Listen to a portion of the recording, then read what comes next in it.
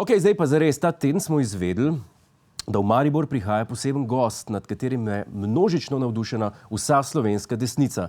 Ne govorimo o papežu ali Bergdoktorju, ampak o hrvaškem pevcu Marku Perkoviću, bolj znanim pod imenom Thompson. Thompson velja za najbolj domoljubnega glasbenika po Alfiju Nipiću. In baje na njegove koncerte hodijo sami pravi patrioti. Vsakeč, ko nekdo omeni domoljubne pesmi, si pa jaz osebno predstavljam tole.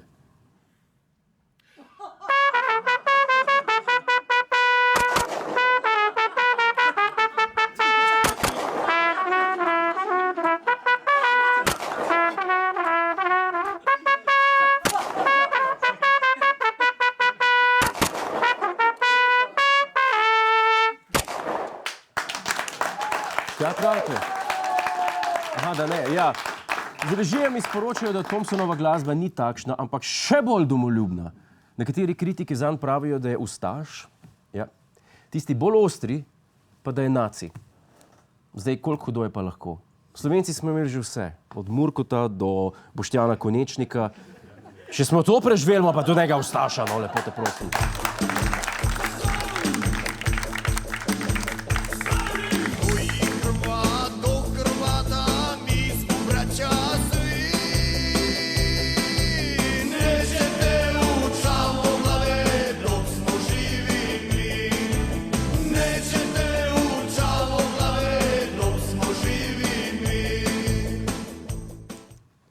Ustaš ali ne? Kdo pri zdravi pameti v to poslušal, mi povejte? Dajmo ostati objektivni. Slovenija je zaradi tega koncerta namreč razdeljena. Leva stran poziva k aktivnemu bojkotu koncerta, na desni pa malo manjka, da prvak opozicijske stranke osebno kart ne prodaja. Mene zanima, koliko bo kaj provociranja na tem koncertu. A je kaj v planu?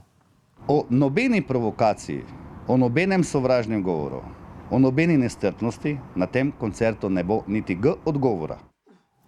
Rad bi sem poudaril, da se organizator koncerta, na katerem se bojo pele ustaške pesmi, piše Trol.